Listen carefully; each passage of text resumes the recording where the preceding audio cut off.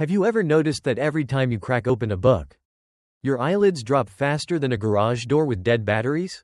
It feels like someone secretly sprinkled sleeping powder all over your textbook. But let me be honest, there's no magic here.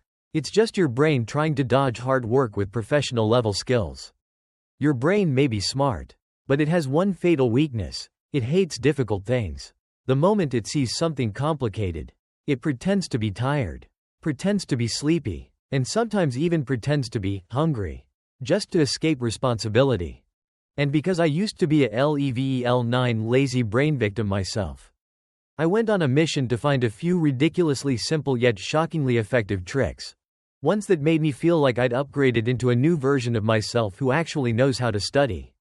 No coffee, no herbal tea, just 30 seconds and boom, you're wide awake like you never knew what drowsiness was.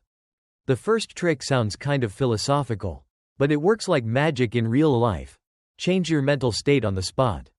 When you're studying something so boring it makes you yawn non-stop, don't force yourself. The more you push, the more your brain fights back. Instead, counterattack by switching to the subject you enjoy most. Your brain is like a little kid. Give it a fun toy and it instantly forgets the annoying stuff. Funny thing is, just a few minutes of playtime, and your motivation snaps back like a fully charged battery. I once saw a friend use this trick. She hated math but loved literature. Every time she started dozing off at equations, she switched to reading a few pages of literature. End of semester, her math score shot from a 5 to an 8 like some kind of miracle. The secret is that your rescue subject has to be something you truly enjoy. Fake interest won't fool your brain. The second trick is turning your brain into a fighter sparring against itself.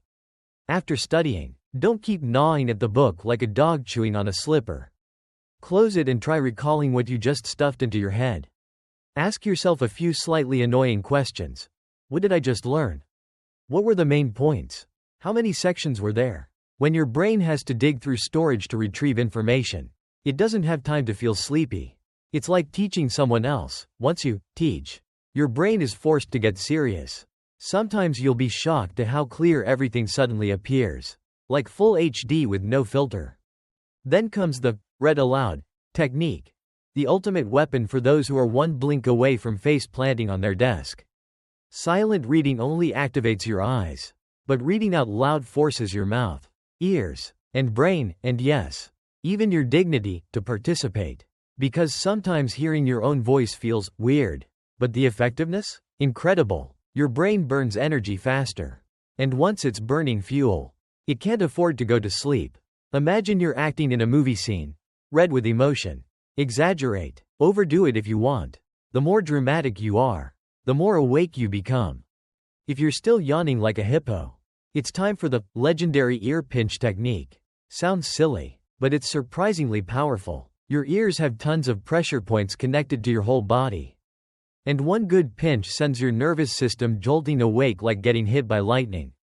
If you don't like pain, massaging your hands and legs works too. Better blood circulation means no more sleepy brain. A friend once told me, every time I pinch my ear, I wake up like my teacher just yelled my name while I was dozing off. But if you prefer something more natural, just stand up, open the window, and breathe some fresh air. Few people realize how oxygen-poor a closed study room can be. When your brain lacks oxygen, it switches to power-saving mode, which means sleep. Take a deep breath, splash your face with cold water, look far into the distance for a few seconds, and your brain will think you're wandering in nature and instantly perk up. Another powerful method is tricking your biological clock with light.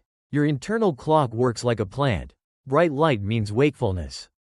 Darkness means sleep, so if your room is as dark as a cave, of course you'll get sleepy.